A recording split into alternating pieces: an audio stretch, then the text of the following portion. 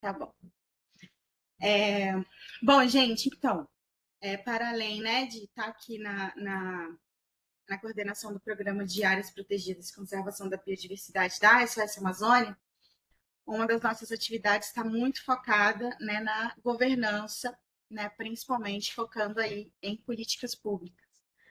E hoje, né, nós somos a SOS Amazônia está como organização que preside a Comissão Estadual de Validação e Acompanhamento do CISA, né, que é a política climática principal do Estado.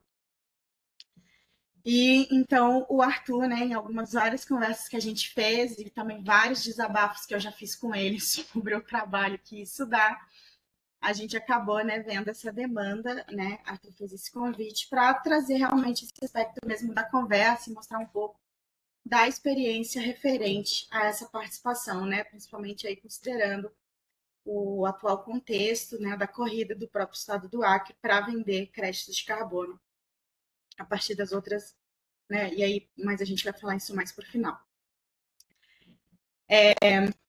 Acho que, né, partindo assim, já tinha iniciado um pouco essa apresentação anteriormente, mas assistindo a aula da semana passada, acho que muita gente já tem uma boa noção, né? Então acho que não vou ficar também rodando muito em questão de definições, né? Mas assim, né? Acho que todo mundo tem um conhecimento referente a um pouco do contexto, né?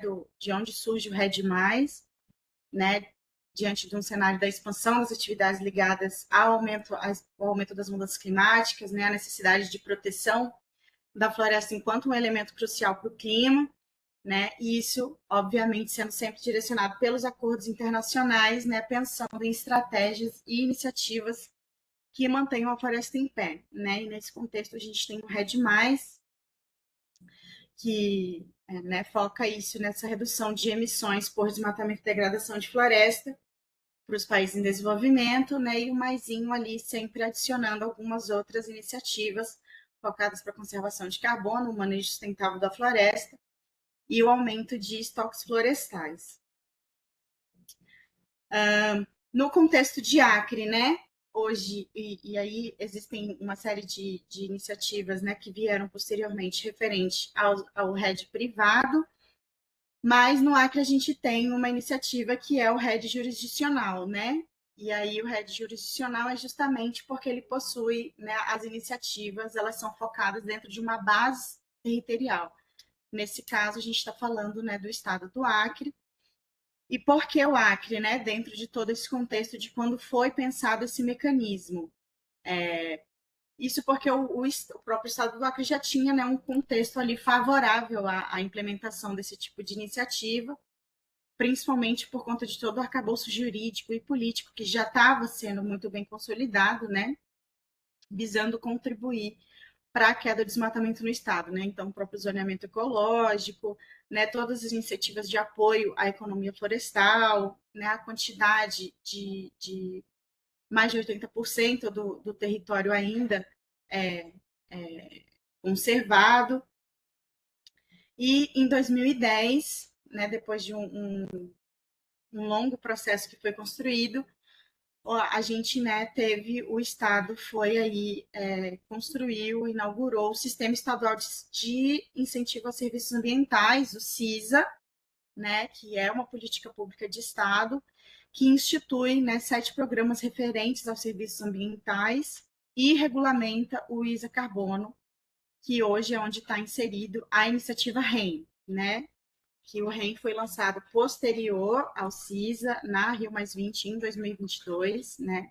O REM é o Red Early Movers, ou seja, é a iniciativa de rede, né, jurisdicional focada em pioneiros, né, em estados pioneiros para a implementação dessas iniciativas.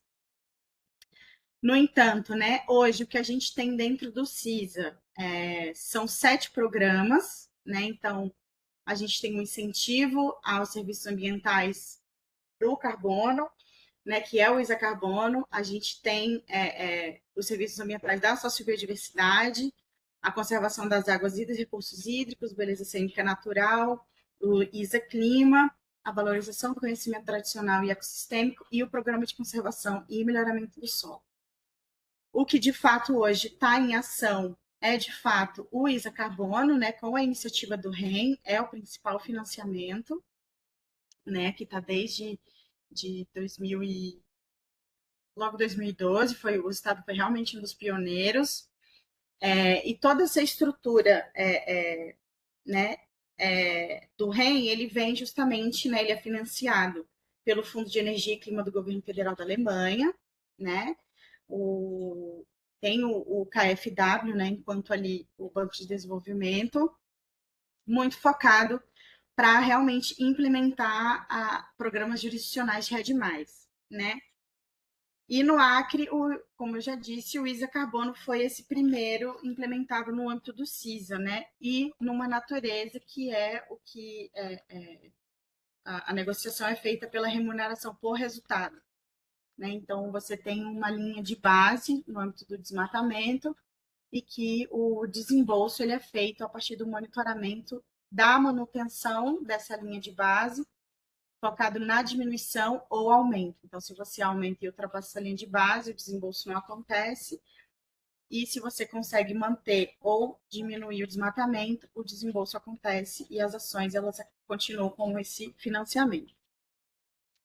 No entanto, né, existe uma estrutura dentro do CISA que ela foi pensada durante o processo de criação da política, né, que é justamente conseguir fazer, era pensar como que esse processo poderia ser, de fato, uma política implementada de maneira efetiva e que tivesse um monitoramento e avaliação que não estivesse limitado somente às organizações e órgãos executoras, por exemplo, dos próprios financiamentos, né? Ou seja, nesse caso, as próprias secretarias. E aí, dentro disso, né, foi criada uma estrutura de governança do CISA, que é a que nós temos hoje, né, a que se mantém hoje, que é o IMC, o Instituto de Mudanças Climáticas, né, que é o responsável pelo controle e monitoramento, a SEVA, né, que é o controle social, ou seja, é a participação da sociedade civil dentro de todos esses processos, o comitê científico, né, que tem esse papel de apoiar o IMC na metodologia e resultados, e a CDSA em desenvolver os subprogramas e a gestão de benefícios. Hoje, né, no CISA, o que a gente tem é 30%, né, do recurso, a gente tem 30% focado no fortalecimento do CISA e instrumentos de Rede Mais, e 70% focado em atividades em nível local de benefício direto a grupos beneficiários. No âmbito, né, da repartição de atividades em nível local, né, 25% é focada na iniciativa da pecuária diversificada sustentável, 33% em territórios de produção familiar sustentável e 12% em territórios indígenas. Essa repartição, ela está num processo de reavaliação, né? Isso por quê? Porque há perspectiva de novos incentivos, né, de novos financiamentos que possuem um outro tipo de pressupostos no âmbito da repartição de benefício.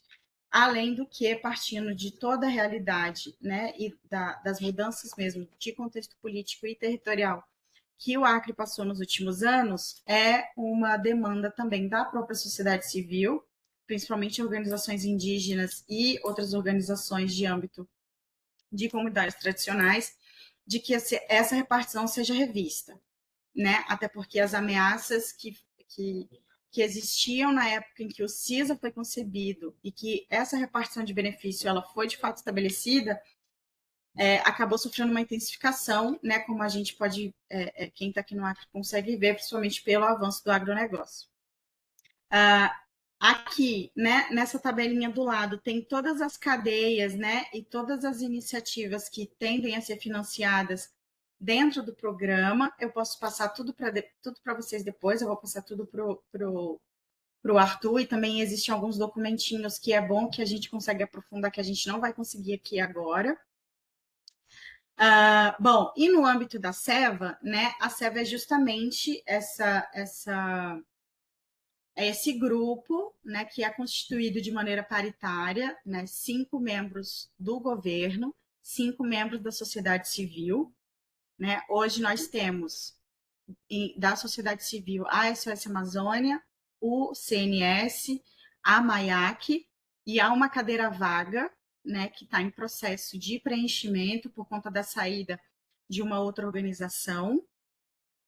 E em âmbito estadual nós temos a SEAGRE, nós temos a SEMA, nós temos o IMC, a FUNTAC e uma que fugiu da minha cabeça aqui agora. Bom, e posteriormente, né, com a criação da SEVA, enquanto esse coletivo que viria a ser esse instrumento da sociedade civil a estar monitorando e incidindo diretamente nas iniciativas do CISA, né, e de todas as de todas e qualquer financiamento ou atividade que está dentro do contexto da política, algumas necessidades muito particulares acabaram sendo levantadas por parte da própria sociedade civil, né? Então, considerando que a metodologia que é usada hoje está muito referente ao estoque fluxo, né? A própria comunidade indígena trouxe uma demanda de que, como comunidade indígena tende a desmatar muito menos, né? A própria questão do repasse de benefício e da gestão do recurso e dos financiamentos para o programa dos povos indígenas precisava ter um espaço específico para discutir essas questões. Então, dentro desse contexto, foi criada a Câmara Temática Indígena, né?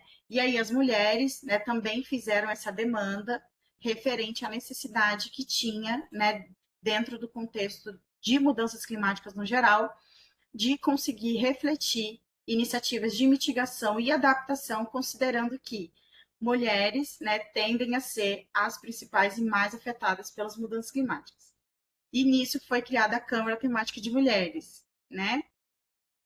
A Secretaria Executiva, né, da SEVA, ela é feita pelo Instituto de Mudanças Climáticas, né? Há uma parceria direta entre o grupo e o próprio IMC.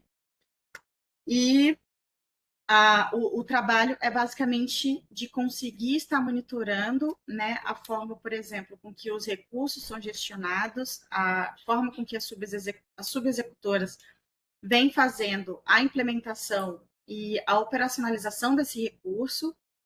E então é trabalho também da SEVA de estar nas reuniões referentes ao planejamento feito pela própria CEPLAN, pelo próprio IMC, pela própria Secretaria de Meio Ambiente e todas as outras executoras, né, e de conseguir avaliar a efetividade ou não das iniciativas, né, e do repasse desse recurso dentro das subexecutoras. As subexecutoras são as secretarias responsáveis. Então, SEAGRE, Secretaria de Meio Ambiente, CEP, né, e todas as outras.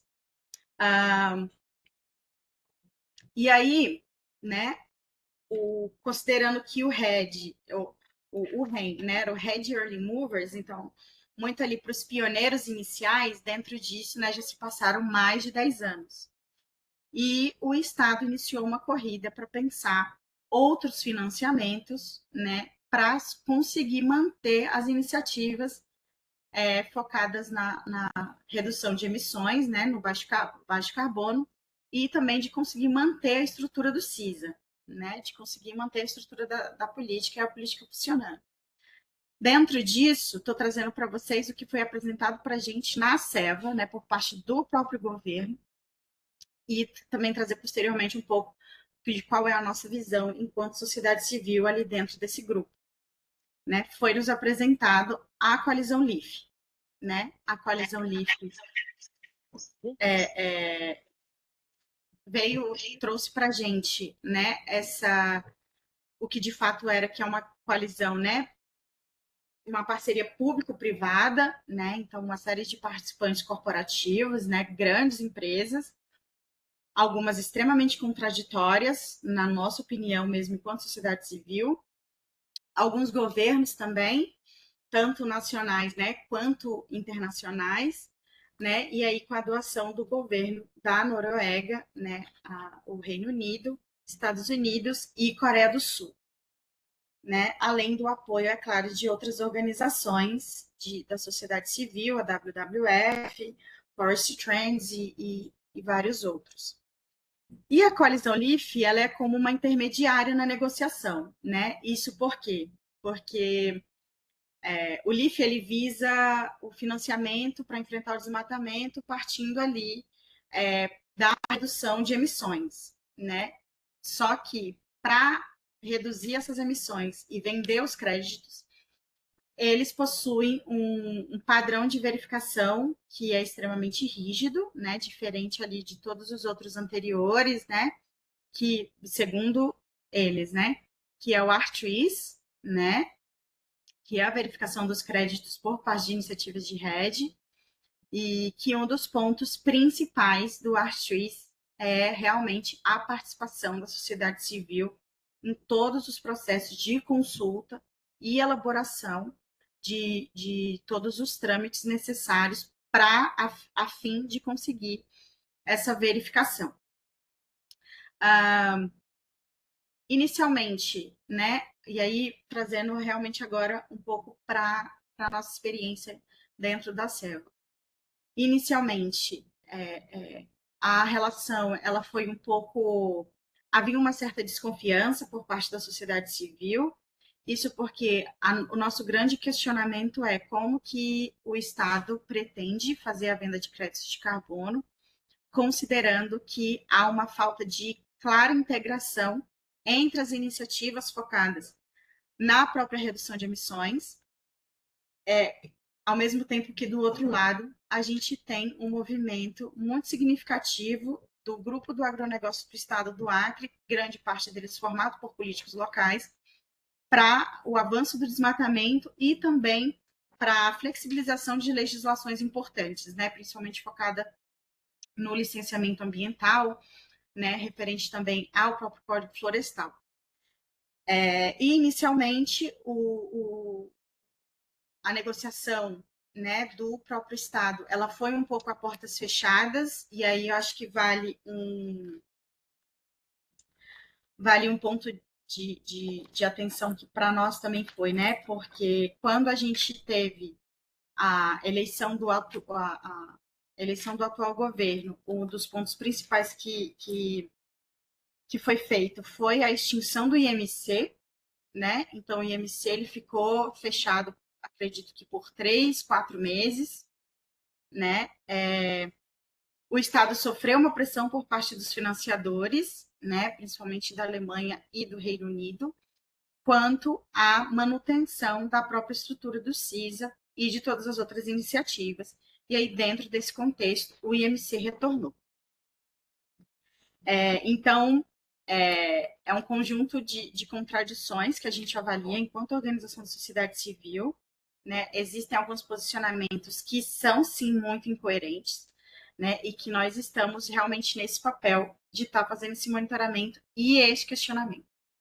Isso por quê? Né? Porque quando o Estado colocou uma carta de intenção lá na conferência em Glasgow de que gostaria de fazer parte da coalizão LIFE, a sociedade civil não tinha nenhuma informação quanto a isso, né? E aí foi feita uma carta, né, coletiva de uma série de organizações questionando realmente qual que era o interesse do Estado e qual seria a finalidade desse financiamento. Partindo dessa incidência direta, né? E aí, enquanto SEBA, nós demandamos que, a partir daquele momento, era uma demanda nossa de que a questão da coalizão NIF e os trâmites para receber o padrão Artris teria que ser feito somente a partir do esclarecimento de todos os processos, ponto por ponto, para toda a sociedade civil. O resultado disso foi, né, que a partir de 2023, quando nós da SOS Amazônia assumimos, nós passamos a ter uma série de oficinas, né, principalmente com o apoio do Earth Innovation, do PNUD também, e da GIZ, em oficinas que eram eram bem longas no âmbito mesmo do cansaço físico, mas que ainda assim não conseguiam suprir a complexidade que é todo o processo.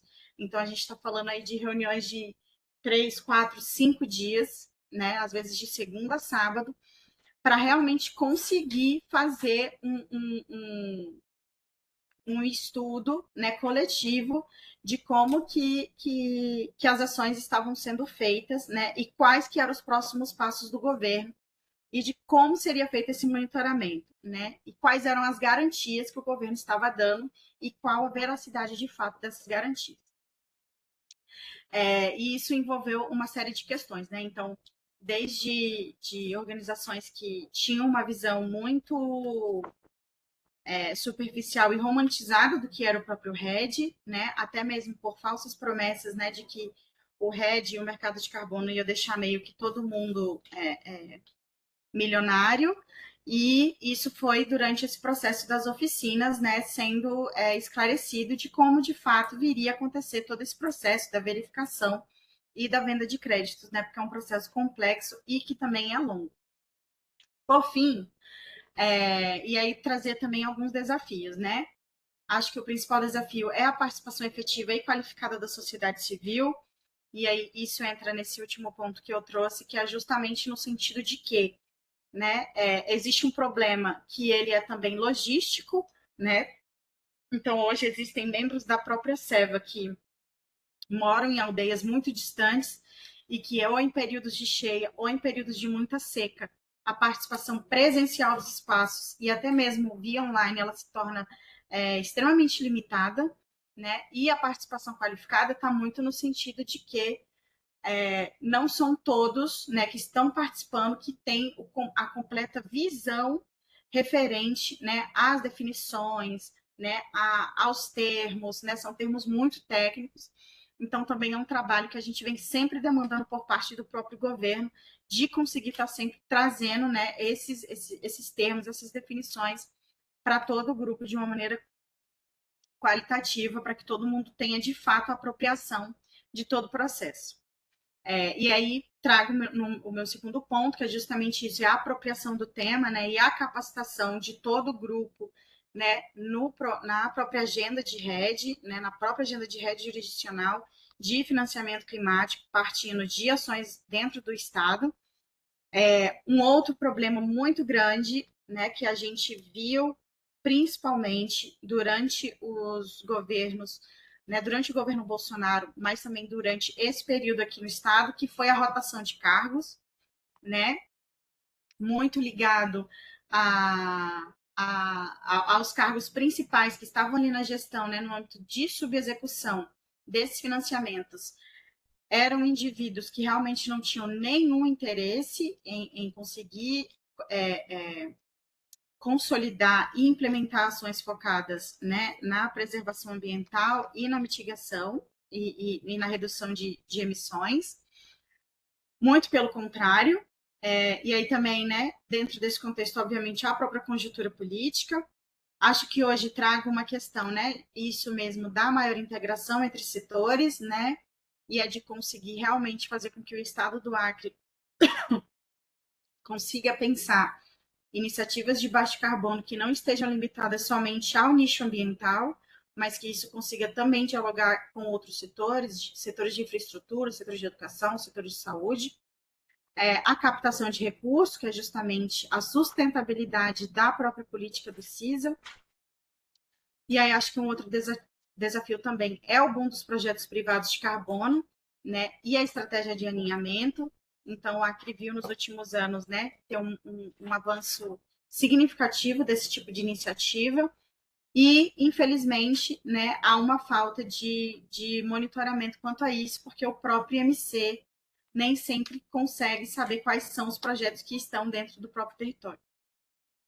E, por fim, acho que também um ponto fundamental, que é a estrutura de gestão das organizações comunitárias, né? Então, como pensar que as organizações, né, que estão na base precisam, de fato, serem empoderadas dentro da agenda, né? E aí não só no âmbito mesmo do conhecimento técnico, mas também de recurso para fazer o manejo, né, de recursos partindo das próprias necessidades do território. Acho que eu falei demais, é costume mesmo, mas estou aberta a dúvidas e discussões.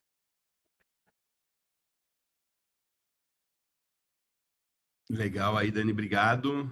Parabéns pela fala, super enriquecedora. Bom, gente, vamos abrindo para perguntas. Aí eu já queria fazer uma primeira, na verdade, Dani, sobre uma coisa que eu achei interessante que você falou, na verdade, que eu acho que eu ia até pedir para você explicar um pouco mais também para as pessoas, eu não sei, que é essa questão estoque fluxo do sistema do CISA do Acre, né? Porque eu acho que você coloca um ponto importante que é a saída, né, da SOS da Seva, e eu acho que vocês começam a fazer um papel principal, assim, né, de terceiro setor, de novo, de pressionar o governo, que fica um pouco complicado quando vocês estão dentro, apesar de estar conseguindo representar a ideia da sociedade civil, né, o que vocês acreditam e tudo mais, mas ao mesmo tempo eu acho que é interessante comentar sobre essa questão de estoque fluxo, porque, ao meu entender, também tem um pouco a ver sobre como institucionalizar na matemática do processo uma maior repartição para as terras indígenas, né, por exemplo. E aí, nesse sentido, a minha pergunta é, dentro do estoque fluxo, hoje, eu queria entender como que agentes privados estão agindo dentro também da Seva, né? Já que tem o LIFE acontecendo, e acho que tem toda essa discussão de projetos privados, né? Como que esses projetos privados acabam se apropriando da estrutura, né? Então, acho que é uma questão de estoque fluxo enquanto defesa e o que acontece em cima disso hoje com essa discussão da regulamentação do mercado, né? Bom, mas é isso. Obrigado, viu? Obrigado demais. Tá. Então, referente ao estoque fluxo, né? O estoque fluxo está muito dentro daquilo, quando a gente está falando do fluxo é um pouco ali, né? A gente recuperar o que foi desmatado, né? E o estoque tá, é o próprio exemplo de terras indígenas, né? Que as comunidades indígenas, e isso é uma coisa verificada no próprio REM, que eles desmatam muito pouco, né? E que eles conseguem garantir um estoque significativo, né? De carbono. E aí é justamente essa uma dos próprios questionamentos, né, por parte das próprias organizações indígenas, o próprio questionamento deles, né, é por que a gente recebe só 12% se a gente faz um papel que é muito mais difícil, que é o de manter a floresta em pé. E aí também por conta disso, e também considerando, obviamente, o contexto das próprias terras indígenas, né, que só vem sofrendo uma ameaça gritante, e não somente no âmbito mesmo de, do avanço do desmatamento, né, e de violação do próprio território, mas também de outras iniciativas, e aí trago aqui como uma das principais, que também precisa ser pensada enquanto elemento para integrar ações focadas em redução de emissões, que é o diálogo com a iniciativa da segurança pública referente à ação de facções dentro de terras indígenas e reservas extrativistas. E aí, acho que nesse seu segundo ponto, Arthur, tem uma questão, né, de que as iniciativas privadas, né, quando elas chegam aqui, pelo menos aqui no Acre, né, e o que a gente tem de informação, e aí tanto por parte enquanto a SOS Amazônia, mas também do que a gente dialoga bastante dentro da própria Seva, é de que é como se fosse terra de ninguém, né? Então, chega aí prometendo mundos e fundos para as comunidades, né? Existe também um pouco, há uma falta de monitoramento, né? Realmente há infelizmente, hoje o Estado não consegue ter a capacidade para estar acompanhando essas iniciativas de perto, né? Não há, bem teoricamente, deveria, né? Todas essas iniciativas elas precisariam estar sendo cadastradas dentro do próprio MC, enquanto órgão que faz esse monitoramento, né? E que também está ali muito dentro dessa dinâmica mesmo da matemática quantitativa dos valores e do que de fato está sendo sequestrado, mas é uma coisa que infelizmente não existem condições técnicas no momento, assim, né? Há uma questão mesmo de estrutura, de recurso técnico e recursos humanos que não consegue suprir essa demanda. E aí o que a gente sabe, né, dentro da SEV é de que no final do ano aconteceu um diálogo, né? O Estado iniciou um processo de conseguir apresentar uma estratégia de alinhamento dentro do próprio CONARED, né? Então, em diálogo também com o CONARED, com o CISRED, de pensar uma estratégia de alinhamento, né? Que é o quê? é conseguir fazer a separação, né, do que é contado enquanto rede jurisdicional e do que é dentro dos redes privados, né? Eu, sinceramente, hoje não tenho uma atualização de como essa proposta, em que pé essa proposta está, né? E se ela de fato, se ela foi aceita ou se ela está em processo de avaliação, mas atualmente o cenário é esse.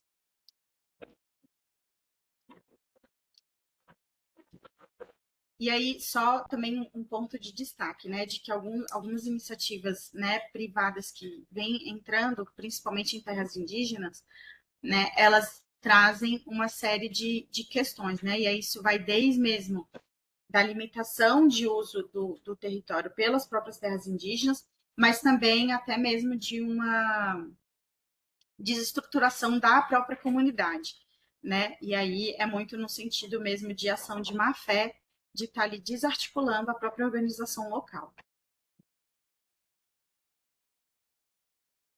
Legal, obrigado.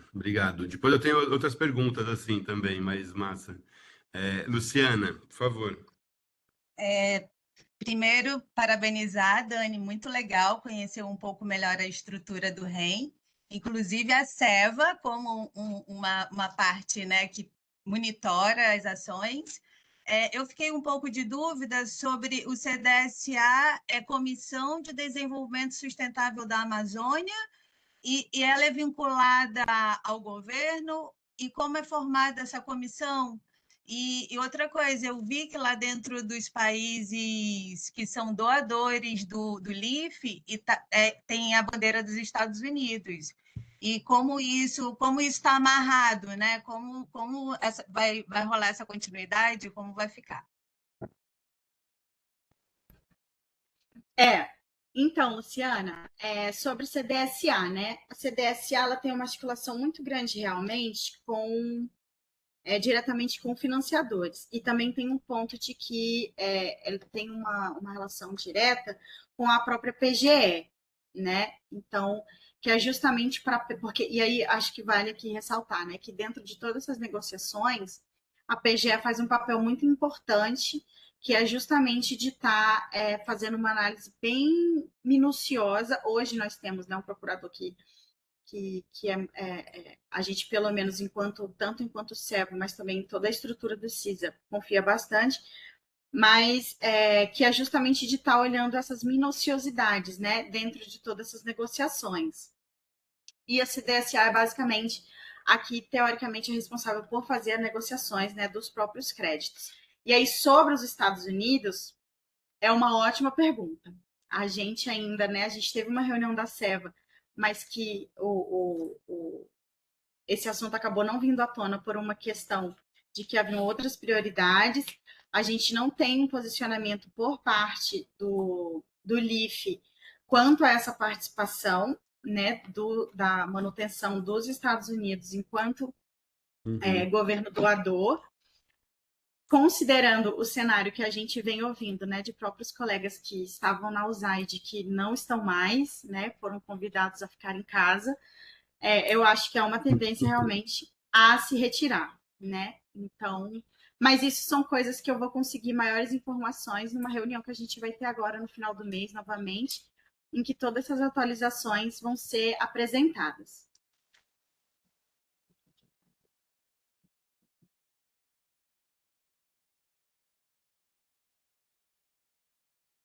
Massa. Poxa, eu queria pular de novo aqui na fila. Alguém tem mais alguma pergunta? Porque eu queria fazer uma sobre. Eu acho que vai nessa linha, porque acho que está passando por um processo de reinvenção mesmo do CISA, levado por essa abertura do mercado, que também tem a ver com o realinhamento do privado sobre isso, né? E eu acho que é o que você falou, né? Tem um pensamento sobre o cenário vai mudar. Eu acho que tem um ano aí de bastante mudança para acontecer.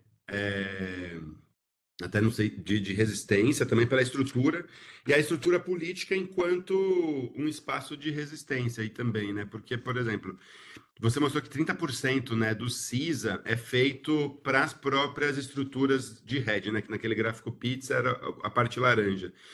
O que que é isso? O que que isso quer dizer? Esses 30%, né? O que que é essa manutenção? Porque eu entendo que são, por exemplo, as reuniões, né? Pagar pelas reuniões, pagar pela logística. E aí, só que isso é garantido pelo REM, que tem uma estrutura ali que o dinheiro vai entrando, então tem um caixa específico. Eu queria, é o que você falou, acho que isso está sendo discutido, mas eu queria entender no futuro como isso é garantido também, né? Como que isso, ou não, né? Bom, é isso. E aí, outro ponto é que eu queria entender como que a pressão dos agentes privados, vou voltar nesse ponto dos agentes privados, que, por exemplo, na estrutura inicial que você montou do CISA, tem sociedade civil, que a maioria são ONGs, né, e o Estado. Aí eu queria, porque na verdade é o que você falou, acho que os próprios proprietários são realmente políticos, então, de certa forma, é o privado barra Estado contra a sociedade civil organizada, né? Então, só para deixar essa pergunta aberta, né? Então, Sim. No âmbito da Seva, né? Hoje, uhum, diretamente, assim, escancaradamente, não há um agente privado direto, né? Então, é uma coisa que é realmente assim, é o governo do estado com os doadores e com toda essa estrutura, né? Que são as secretarias, né? E aí outros apoiadores, né? A própria GIZ, né? A Earth Innovation, o próprio PNUD. E aí esses 30%, Arthur, eles estão muito ligados a, por exemplo, a gestão de ativos, né? O comando e controle. E aí deixo aqui também uma opinião aí pessoal minha, de que eu acho que comando e controle deveria realmente receber mais do que essa fatia desses 30%, né? A gestão de áreas naturais, né? A regularização fundiária, a própria gestão operacional do programa, e aí tem os outros mecanismos de rede, né? Que é a governança, a transparência e salvaguardas, né? A gestão do conhecimento, a ouvidoria do CISA, o monitoramento e MRV, né? Comunicação. Então, tudo isso está dentro desses 30%. E aí, só um comentário aqui, né? Do Matheus, que ele colocou no chat.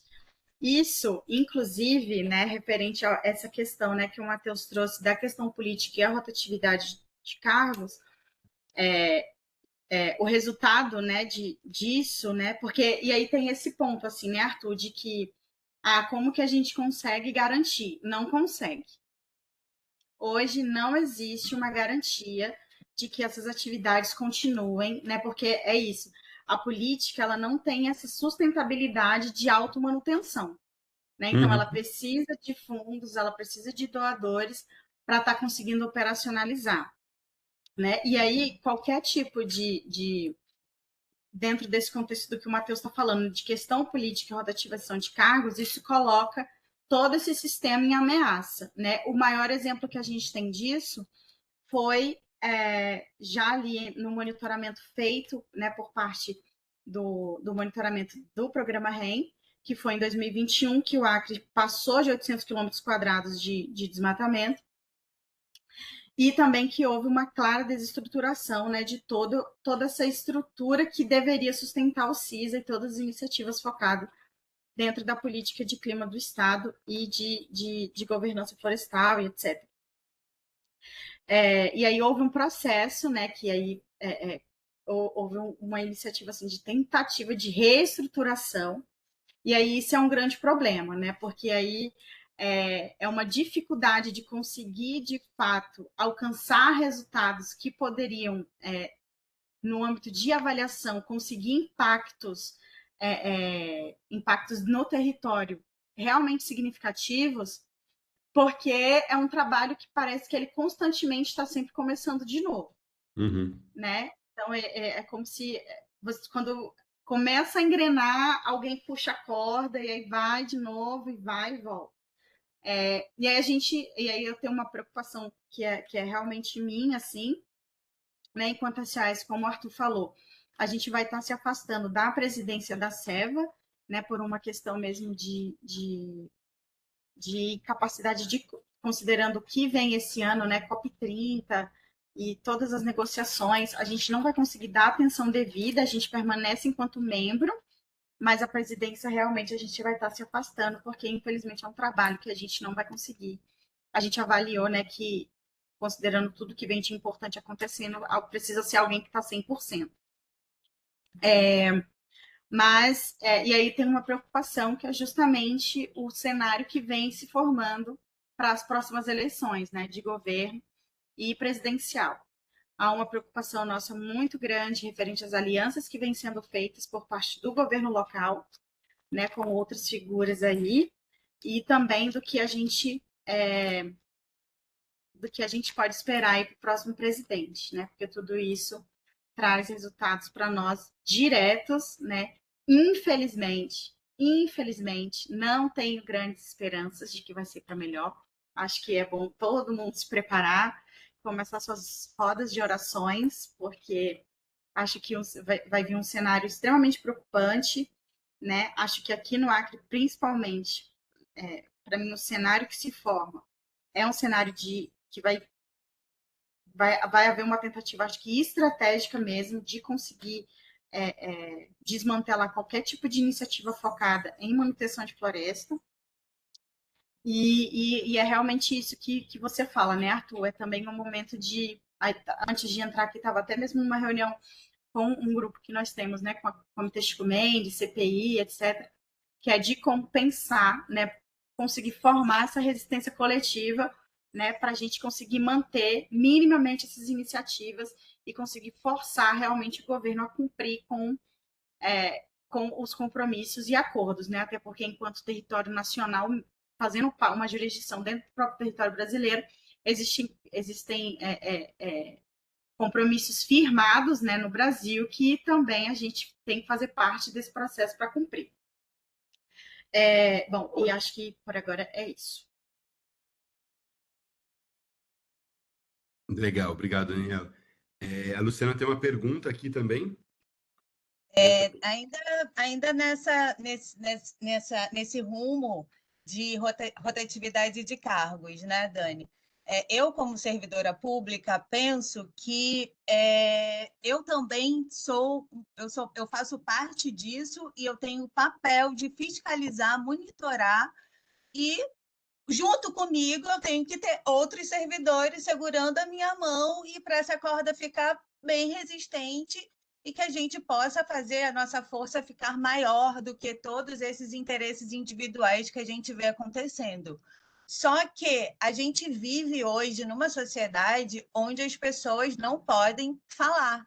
Você não pode se manifestar, porque tem a tal da ditadura da mordaça, entendeu? As pessoas querem te calar e às vezes está todo mundo cego e você está vendo algo que as pessoas não estão vendo e você quer abrir os olhos das pessoas e realmente essa força não existe. Quando você fala de resistência coletiva, a gente faz essa resistência coletiva dentro de onde a gente atua. Eu estou dentro da universidade e estou dentro do governo, então eu tenho que fazer essa resistência dentro dessas instâncias que me têm como indivíduo, né? E aí, para a gente poder realmente fazer diferença. Só que, para isso acontecer, muitas coisas, a gente precisa realmente se unir e acabar com essa ditadura da mordaça e a gente realmente poder se manifestar e falar, olha, não é assim, a gente não quer voltar à corda, a gente quer continuar de onde a corda parou, tá entendendo? Se você é um ser que foi nomeado para esse cargo e não tem função para exercer, tem pessoas aqui que estavam exercendo antes de você chegar e podem puxar a corda sozinhos para frente. Tu vem acompanhando, anda se quiser. Agora não, tem a necessidade de fazer a tal da foto. Eu sou o novo coordenador, eu sou o novo isso, eu sou o novo aquilo, e o que o outrozinho lá fez não me interessa, né? Porque eu sou o bambambam da história. Então, aí a gente entra no papo do Arthur da semana passada, que a gente tem que falar bem desses programas internacionais que vêm para o Brasil, né? Não falar mal, mas sim olhar para nosso próprio umbigo, como a gente pode contribuir para essas coisas realmente acontecerem e sair do papel, porque realmente, vendo o calor que está lá no Rio de Janeiro, 50 graus, eu já estou com medo do meu verão aqui em setembro, entendeu? E, pelo visto, a gente nem vai ter enchente esse ano, então tá tudo muito... Se a gente não prestar mais atenção, né, nas coisas, aí era só essa contribuição que eu queria dar como um desabafo de servidora pública. Não, Luciana, mas você está certíssima. Eu acho que esse é um grande desafio, né? Eu acho que a gente vê coisas meio absurdas acontecendo assim, né? A nomeação de pessoas em cargos que deveriam ser super técnicos, né? Que demandam realmente esse conhecimento técnico para fazer a roda girar e que no fim estão ali, né, por puro favor político mesmo, né? E que são iniciativas extremamente frustradas, assim. Né? A gente teve o exemplo mais recente aí mesmo da própria Funtac, né? Bom, acho que é realmente isso, assim, acho que realmente é um grande desafio. Eu acho que a lei não só dentro do âmbito mesmo do serviço público, né? Mas eu acho que também entre as próprias organizações, eu acho que também é um momento chave para deixar alguns egos de lado, sabe, algumas síndromes de protagonistas de lado e conseguir pensar de maneira coletiva e estratégica ações que de fato venham trazer resultados e colocar uma pressão, né? Porque eu acho que é justamente isso, assim, né? A gente não vai conseguir, a gente não consegue um resultado de larga escala se a gente ficar ali cada um atuando na sua janelinha. Então, eu sou uma pessoa muito a favor de que o trabalho coletivo ele sempre consegue ter um impacto muito maior. Massa. Geórgia, por favor.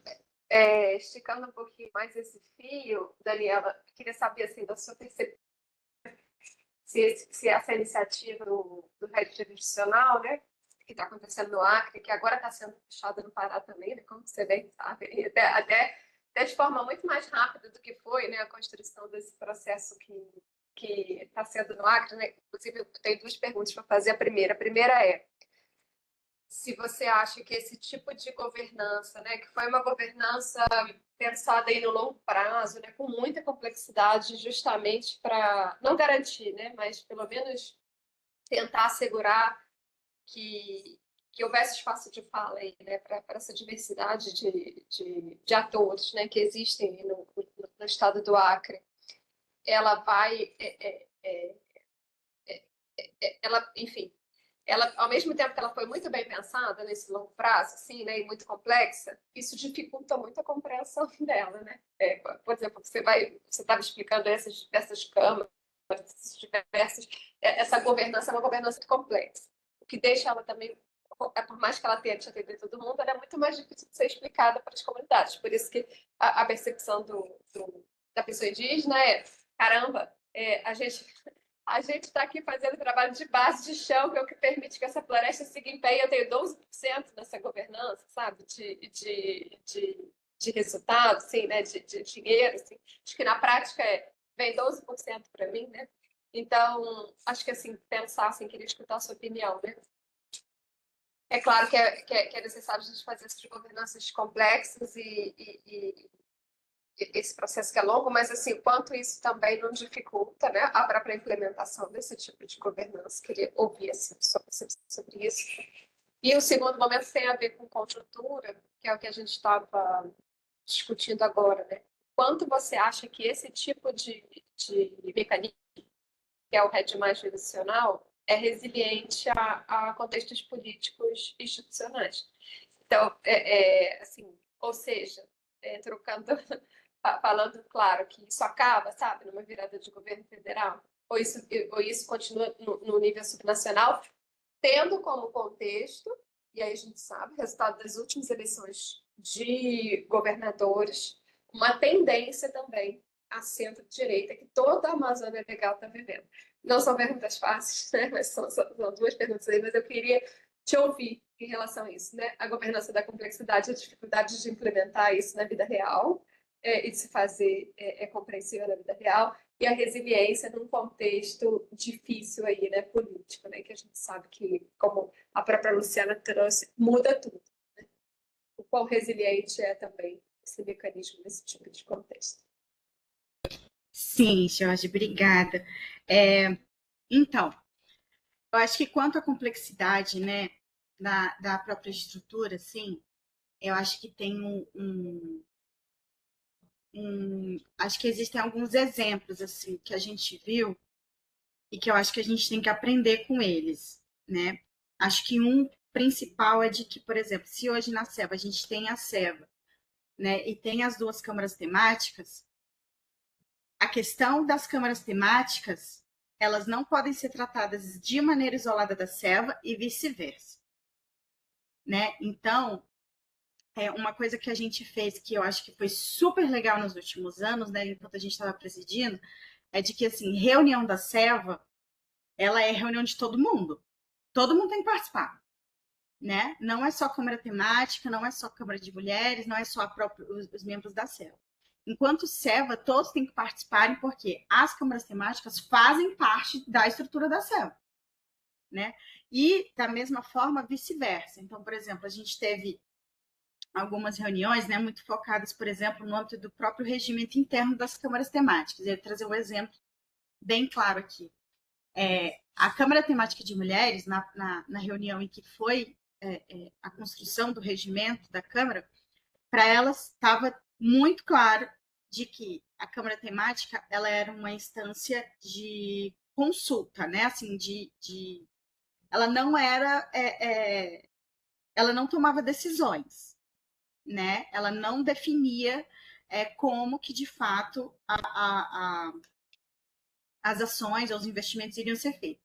Mas ela tinha capacidade de impor demandas e de estar fazendo o monitoramento e o questionamento quanto ao que de fato os investimentos iam acontecendo ou não.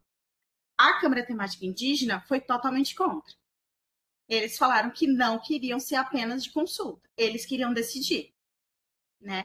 E aí é um processo que, inclusive, está até hoje acontecendo, né? Porque eles têm essa demanda de que eles querem decidir, né? Como que de fato isso vai ser feito, né? E aí a gente discutiu isso bastante, que uma coisa que a gente conversou todos juntos, assim, com a secretaria, né, com as subexecutoras, né, com todos, é de que, mas vocês estão desconfiando. E a gente falou, mas é óbvio que sim. É óbvio que sim, porque são milhões de euros que foram investidos dentro do próprio REM, em que a gente continua enxugando gelo, né? E os próprios relatórios de monitoramento colocam que, pelo menos ainda em 2021, os resultados não eram satisfatórios, né? Por quê? Porque os investimentos eles se perdiam nas atividades meio, eles não conseguiam de fato chegar nas atividades fim, né? Que é aquela na ponta, que é na aldeia, que é nas comunidades, né? E etc., que é de fato investimento em política pública e dessa política pública de fato trazer um bem-estar para quem a recebe, né? Esse foi um ponto. E aí há uma complexidade realmente, mas que eu acho. E aí o segundo ponto dentro disso, Jorge, é que há também, acho que uma questão de quem está na coordenação, né? O diálogo que há entre a própria coordenação da SEVA, coordenação da Câmara Temática de Mulheres e coordenação da Câmara Temática Indígena. Né? Dentro da nossa experiência, a gente conseguiu um diálogo que ele foi super positivo. Né? A gente tem a Leide Aquino como coordenadora da Câmara Temática de Mulheres, né? Que é uma mulher referência aqui, não só aqui, né? Mas e a gente, né, tinha o seu Mauro quanto da Câmara Temática, né? E a gente conseguiu estabelecer uma relação de comunicação que ela era muito fluida, né? Então, o que as mulheres pensavam na Câmara Temática de Mulheres, que nem sempre eram colocadas ali na SEVA, mas muito entre elas, a Leide trazia para a SEVA, porque é justamente a SEVA que tem que apresentar essa demanda e dar o aval de que pode, de que não pode ser feito. E aí isso aconteceu de maneira muito positiva. No entanto, né, e aí já entra na sua segunda pergunta, que é quanto a essa capacidade de resiliência, sendo bem honesta com você, há uma capacidade muito mínima. Né? Isso por quê? Porque existem movimentos que podem ser feitos em que eles podem tanto acabar com tudo de uma vez, né? Ou eles podem ali ficar fazendo Alice nos Países das Maravilhas, né? Se fazendo de Alice. Então, em que já aconteceu em outros momentos, por exemplo, em que a própria SEVA foi coordenada por madeireira, né? Uma organização madeireira. né, em que claramente não tinha compatibilidade com os interesses das organizações da sociedade civil, com as organizações indígenas, com as organizações extrativistas, com as organizações locais de base, né? Então, justamente há uma capacidade de resiliência que, para mim, ela é um pouco crítica, assim, né? Porque, no entanto, é uma opinião minha, eu acho que tem um ponto de que, assim, né, todos os dias, né, a desgraça, ela sempre traz o lucro para alguém, né? E acho que, partindo da realidade que nós temos hoje, né, e aí eu estou falando, assim, de pessoas extremamente influentes no estado do Acre, que elas conseguem ganhar dinheiro em dois vieses. Elas conseguem ganhar dinheiro mantendo pasto, mas ela também consegue ganhar dinheiro fazendo negociação de terra para manutenção de floresta em pé lá do outro lado do estado. Né? E aí é óbvio que é um jogo de interesses e que, se você colocar para essas pessoas, é claramente que o que mais é rentável para eles é justamente essa questão de desmatar. No entanto, a gente está falando de figuras que adoram uma câmera, né? Então, assim, a oportunidade que existe para apresentar que há, sim, uma boa vontade, de que há uma iniciativa por parte do Estado, que o Estado considera isso uma prioridade, isso vai estar acontecendo. Um grande exemplo que eu acho aqui que todo mundo deveria estar participando é o próprio Encontro dos Governadores, que vai acontecer dia 19 de maio, né? Vai ser aqui no estado do Acre, né? Eu acho que seria muito importante que esse grupo aqui, né, e outros demais que tivessem interesse, tá acompanhando um pouco de como vai ser essa agenda, né? A gente aqui, enquanto SOS, em parceria com outras organizações e outros parceiros, tem uma pretensão de fazer um pedido formal para a própria Secretaria do Estado do Acre para estar presente nas pré-reuniões e durante as reuniões, né? E acho que é importante, porque é justamente isso, né? Num ano de COP30 no Brasil, todo mundo está pintado de verde, todo mundo abraça a árvore, né? Agora, o que vem depois disso, né, a gente sabe muito bem. Então, mas aí, respondendo sua pergunta, Jorge, eu acho que essa capacidade de resiliência, ela precisa ser muito mais trabalhada, né? Precisa ser muito mais trabalhada, assim. E aí, no âmbito mesmo de CISA, no Acre, precisa, porque é justamente isso. Eu acho que, apesar de que algumas pessoas falam, mas é uma política consolidada, está consolidada, ela é estadual. Código Florestal também, né, gente? E aí existe uma tentativa escarancada de flexibilização disso. E, então, assim, eu acho que a gente nunca pode, né, contar com que não, mas está institucionalizado, porque a gente não sabe o que pode vir, né? Eu acho que a gente tem vivido aí tempos muito sombrios e também conseguindo ver a capacidade do que as pessoas, né, de conseguir também destruir qualquer coisa que toca.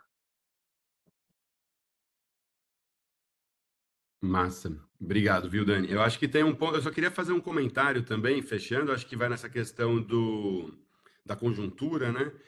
Que é, por exemplo, esse ponto que até então, né, que nem 2021, o governo Bolsonaro, a gente não via ninguém discutindo. Como é que eu posso dizer? O próprio setor do agro, por exemplo, discutindo a questão de preservação. Tinha muita gente que tinha uma conversa, na verdade, de um lado mais da negação disso. E de uma hora para outra isso tudo mudou de uma maneira muito forte, né? Eu acho que a regulamentação do mercado de carbono é um ponto realmente para ter atenção, que nem o que você falou, né? De fazendeiro que pode ter fazenda, mas também está lucrando por um outro lado. Então acho que é um ponto de luta muito grande, mas que também tem uma abertura de possibilidade de negociação, porque eu estava falando, que nem a Luciana até comentou sobre esse ponto da defesa desses instrumentos, né? Eu acho que eles são instrumentos que estão recentes, né, que têm dinheiro internacional e tudo mais, mas também são pontos ali que estão permitindo que recurso vá, que tenha a existência de governança. E aí também tem esse ponto, né, que eu acho muito interessante na minha pesquisa especificamente, do meu doutorado, que é, de certa forma, um início dessa discussão de rede no próprio Brasil, né? Acho que o governo vê isso enquanto uma possibilidade de pegar recurso, né? De ver que estava fazendo um trabalho que não estava sendo remunerado, né? Aí tem a criação do Fundo Amazônia, tem a criação do CISA, mas o CISA, enquanto uma estrutura de governança que, querendo ou não, permite participação, que a gente tem que estar atento, tem que lutar. Mas, por exemplo, a gente fez análise com outros países, tem países que não aceitam ainda a criação de resex, por exemplo, com população morando dentro, sabe? Então, tem níveis de governança aí que são bastante difíceis, né?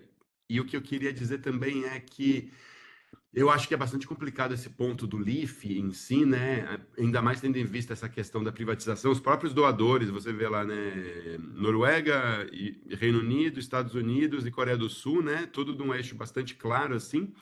Mas, ao mesmo tempo, eu acho que toda essa discussão que está sendo feita no Brasil, acho que é só um ponto para a gente ter em mente, né? Acho que vai estar sendo vista por vários setores, assim, de como poder fazer isso em outros momentos. E que nem você falou que vai ter a reunião, é do GCF, né? Dos governadores, exatamente, ligado à coalizão LIFE.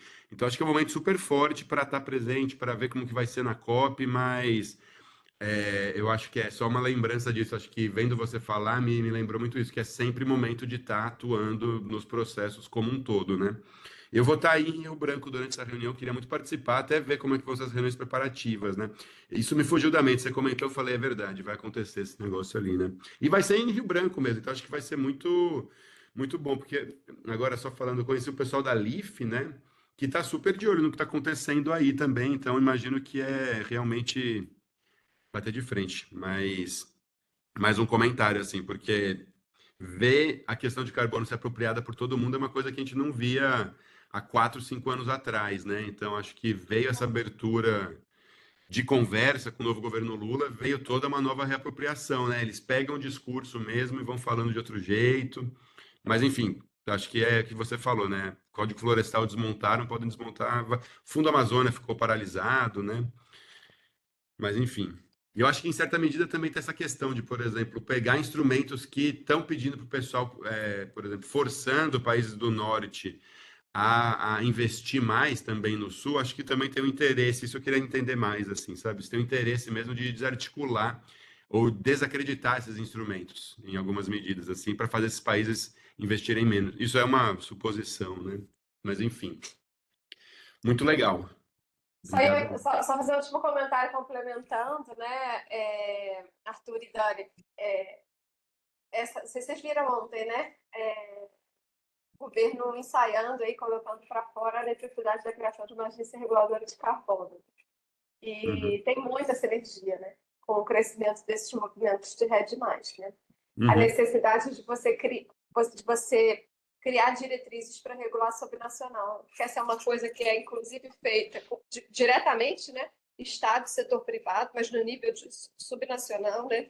E aí ontem, depois da regularização da PL do mercado de carbono, o governo querendo, eu vi de forma muito positiva, né? Claro que, como o Arthur falou agora é uma geopolítica muito sofisticada, cada vez é Uhum. mais sofisticada, né? Então, assim, como a Dani mesmo falou, assim, os caras têm de tudo, né? O cara tem ação de restauração e ação de bloco de exploração de petróleo, porque ele não está nem onde está ganhando, ele está apostando as fichas dele. O contexto político, se a gente não tem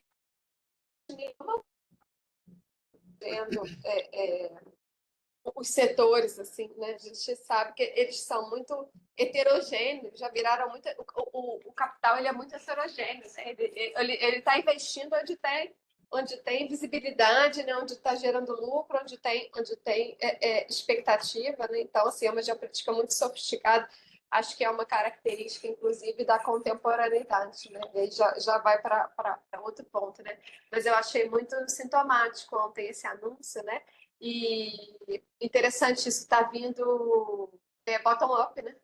Não é uma coisa que surge nos estados, né? Por iniciativas dos estados articulados com o setor privado transnacional e agora o estado falando, opa, eu tenho que começar a olhar para isso, né? Antes que assim, não posso perder esse treino. Então acho que é interessante também. Só uma observação. Legal. Massa. Alguém tem mais alguma pergunta também? Porque a gente está se aproximando aqui do horário também. Não sei se você tem mais alguma fala, Dani. Acho que é um assunto que a gente tem que ficar acompanhando e discutindo ad eternum, porque sempre vai ter mudança, que nem a Georgia já falou, né? Uma geopolítica sofisticada que vai se tornando mais complexa com o passar do tempo, né? Eu acho que partindo um pouco disso, né, mesmo que a Georgia falou, assim, do que você falou agora, Arthur, esses dois últimos pontos que vocês colocaram, né, Gente, eu sou assim, ó, eu acho que a gente nunca pode duvidar da capacidade de reestruturação do capitalismo e do imperialismo em dominar lugares do sul global, sabe? Então, assim, acho que tem uma capacidade, assim, de conseguir, né, se infiltrar, assim, de uma maneira que realmente eu preciso assumir, é fenomenal.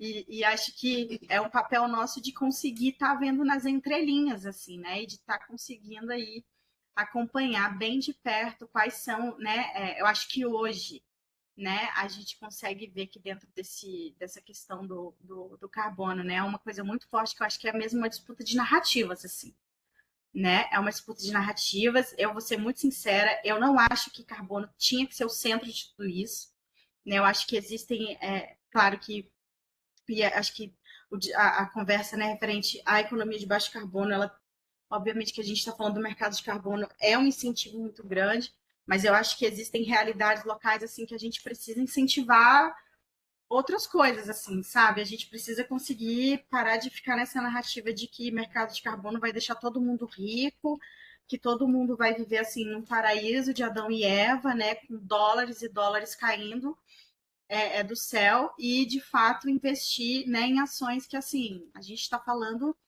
né, o próprio estado do Acre, assim, né? Então, conseguir investir em cadeia produtiva, né? Conseguir investir em restauração florestal, conseguir investir em fortalecimento do ecoturismo, né? Conseguir combater aí estratégias do próprio governo local de flexibilização de legislação, de projetos, né, de infraestrutura absurdos, né, como a própria estrada aqui que quer cortar o Parque Nacional. Então, acho que são pontos assim, né? Mas como o Arthur falou, acho que isso dá muito pano para manga, assim, existe uma série de detalhes que a gente tem que, né, cada vez está entrando mais, e todos os dias, né, aparece uma coisa nova. Então também tem essa dificuldade que realmente de estar acompanhando, porque todos os dias surge um termo novo, uma questão nova que a gente tem que estar a par. Câmbio. Câmbio desligo, né? Luciana, vamos lá? Só para concluir, a gente nem tem padronizado uma forma de quantificar madeira para negociar carbono, entendeu? E outra coisa, dentro do nosso conceito de carbono, não entra nem a biodiversidade, só entra a madeira em pé e nem considera a qualidade dessa madeira, porque pode ser um plantio de eucalipto. Ou seja, a gente está trocando riqueza por meia dúzia de dólares aí que não vai dar para nada, né? E outro ponto, né, de que há aí uns boatos científicos de que floresta no Acre não consegue, né, vender tanto crédito quanto está sendo prometido, né? E aí por toda uma questão mesmo da própria estrutura, da própria dinâmica florestal e etc. Mas boatos aí, né? Não, acho que existem aí alguns estudos que precisam ser melhor aprofundados, né? E acho que dentro disso também do que a Luciana está falando, assim, né? E aí, deixo por fim, agora de fato, vou parar de falar, gente. É uma preocupação quanto ao próprio avanço dentro de reservas extrativistas, né? Dessas promessas aí, que me preocupa muito, e aí me preocupa muito porque eu participei de uma reunião com o próprio ICMBio, né? Em que o ICMBio em Brasília, e que eles falavam, né, que hoje o ICMBio não possui diretrizes para conseguir estar monitorando, avaliando e fazendo gestão de iniciativas de carbono dentro de unidades de conservação. Então, acho que também fica aí um ponto a estar acompanhando, né, um ponto para que a gente também esteja aí conseguindo incidir, estar dialogando, e estar discutindo e construindo também. Legal, perfeito. E acompanhando a discussão aí para frente, né? Mas legal, com isso, gente, eu acho que vamos fechando também, né, a conversa de hoje. Agradecer demais, Dani, aí pelos inputs também, pela discussão, pelos pensamentos, né, e pela participação do resto do pessoal também. E é isso, obrigado, né? Vamos conversando. Semana que vem a gente vai ter a participação do Miguel Villavicencio, que é professor da Universidade de Pando, na verdade, que vai estar falando sobre a relação Acre-Bolívia de Castanha, também como o processo funciona lá. E daqui 2 semanas a Geórgia também conversando com a gente sobre o terceiro setor e também ciência, né? Como que essa produção de ciência acaba conseguindo ser introduzida através do terceiro setor, né? Mas é isso, gente. Queria agradecer. E é isso, obrigado, viu? Até a Gente, próxima muitíssimo semana. obrigada, viu? Qualquer outra quiserem me colocar em mais discussões, eu adoro falar, como vocês perceberam. O Arthur tem meu telefone e e-mail, então estou sempre à disposição. E mais que convidada para as próximas aulas também, né? Estarei. Inclusive, o Miguel teve aqui 2 semanas atrás, eu acho. Ah, você conversou com o Miguel? Legal. Sim, sim. Massa. Beleza, então. Vamos Então tá bom, conversando, gente. Tchau, tchau. Tchau.